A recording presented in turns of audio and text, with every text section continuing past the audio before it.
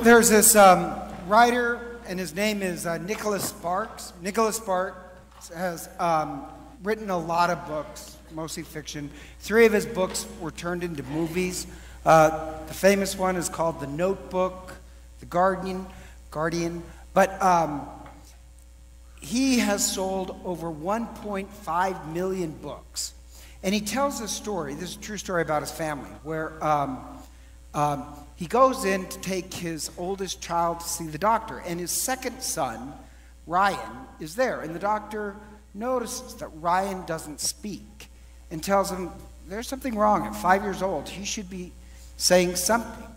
And so they start to test him. It took a year to discover what, because he could hear, but he wasn't speaking. And what he had was auditory central processing disorder. It's this unusual thing of basically dyslexia of your hearing, where you can hear, but you get all the words jumbled up. And so he has this problem, and eventually his wife takes off on a business trip for 2 weeks. Now, I'm not suggesting this, I'm just telling the story. Well, what Nicholas did is he took his son and had this chair that had a seatbelt in it and puts him in the chair with the seatbelt so he can't get out. And he said, like, after 2 minutes, he was bored. After 5 minutes, he was agitated. After 10 minutes, he was the angriest child in the world.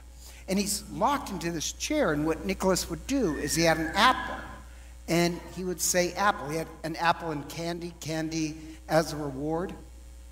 And for 2 hours, he kept saying apple, apple. Finally, his son says apple. And then after that, his son starts to get other words. So he works on this, he develops his vocabulary, and his wife calls. And his wife calls, he talks to his wife, but at the end of the conversation, he says to his wife, "Oh, Ryan has something he wants to say to you." And Ryan puts Ryan on the phone, and Ryan says, "I love you." That was the first word she ever heard her son say. And he is in high school now. He's a 4-point in high school, has friends. And Nicholas Sparks, he's received a lot of awards for writing. But he says, the greatest reward I've ever had in my life is the fact that my son now has a normal life. That is more important than anything else. Now, if you didn't know that about Nicholas Sparks, if you didn't know who he is he still a great father? Yes. Not because you know who he is, but because he really spent his life pouring his life out for his children, making sure that they could achieve the best. That's what makes him great. And in the Catholic Church, our theological definition of greatness is if you can sacrifice yourself for others. If you can practice self-donation, giving yourself away, that is a definition of greatness. Now, unfortunately, in our society especially, greatness for most people is achieved as, do you know me? So think of like the Kardashians. Everybody knows the Kardashians, but are they great? And the answer to that is no. They've never sacrificed everything out of love for anybody else.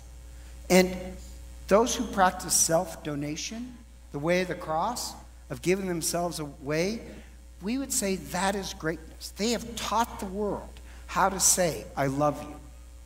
For the people who are self-obsessed, where it's about getting power and attention, they never teach people how to say love. What they do is scream out to the world, notice me, love me. We would say the definition of greatness is when you can pour out your life for others. Or a story about St. Thomas More. St. Thomas More was a chancellor of England, second most powerful person, and this guy named Richard Rich comes to him and says to Thomas More, make me great, because he had political power.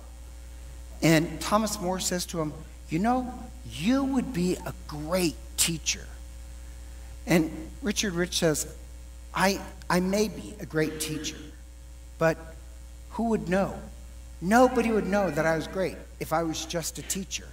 And Thomas More says, you would know, and your pupils would know, and your family would know, and God would know. But he said that's not enough.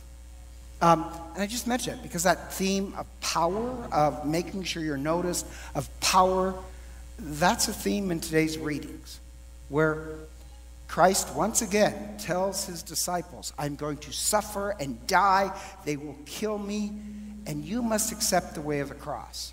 And every time Jesus speaks about self-sacrifice and self-donation, giving yourself away as love, the cross, the disciples never get it. And so after he says that, and this is always the case, they immediately do the opposite. And so as they're journeying along the way, they start to get into this argument of which one is the greatest. And so when they get home, Jesus asks them, what were you arguing along the way? And they're arguing which one is the greatest. And so Jesus always does this. If he doesn't get what they say, he makes a demonstration.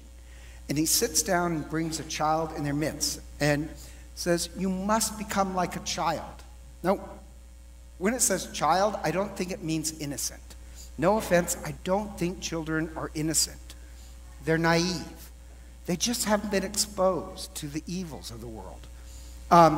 Innocent is something different. What a child is meekness. Like a little kid does not have to worry about gaining power. They're not worried about being the Kardashians. They just enjoy. When it means that we have to become like children, it means meekness. That we have to gain meekness. And I love that part where it says along the way they argued. And when Jesus sits down, just to let you know, that's the position of a judge. So he's going to be judging their lives. And I like this image that along the way of our life, we get to do what we want. But in the end, Christ will judge us and ask us, what did you argue along the way? And hopefully for us, it's not who's the greatest, but like Nicholas Sparks, that we gave our life away in love. And about arguing about greatness, Jesus says, it must not be that way with you. We really do have to pray that we're not addicted to power. And the virtue of that is meekness. Everybody confuses meekness and humility. Not the same thing. Meekness is this. Meekness is that you have no lust for power. And I read this book. I really liked it. I mentioned before The Power Paradox, where they did psychological studies. The odd part is people who lust for power, it is like steroids for your worst vices. You gain this lust for power, the worst parts of your personality will come out. That's what power does to you. The opposite is true too. People who suffer from being powerless, who feel powerless, they get sicker more often, they die quicker. Being powerless really is dangerous. So what do? The sweet spot is meekness. Meekness is when you don't care about power and you're really not affected by being powerless. You are who you are. And it's not just a problem in the 12, it's still a problem in today's church. When I was in the seminary, I couldn't figure out, there are seminarians who, they went to the seminary so that they could become bishops. That's a lust of power. But it's everywhere. I know teachers who speak about it. I have friends who work in hospitals who say it happens in hospitals. It happens in politics. But it doesn't have to happen. You could have meekness and still have power. You can be meek and powerful at the same time. Like, I don't know if you read the book by David McCullough, Truman. Great book. I love Truman. Truman was president of the United States, most powerful person in the world, and yet if you read the book, his main virtue was he wasn't affected by it. He was truly a meek person. You can pray for meekness. In fact, I'm giving you homework. When you leave, pray for meekness. Pray that you develop this taste and for wanting meekness, that you're not affected if you're powerless or you gain power. That's how we should be. And even like the second reading is talking about it. the lust for power, it kills the kingdom of God. So St. James says, where selfishness and ambition exists, disorder and every foul practice happens. Pray that you gain meekness. That is a great gift in the world. So at the end of our lives, when we meet the judge Christ, when Christ asks us, what did you argue along the way? It's not how great we are. It's really that we took up the way of the cross. We poured out our life in love for other people, in self-donation. Now what we can say is we taught the world how to say, I love you. And so together, let us stand.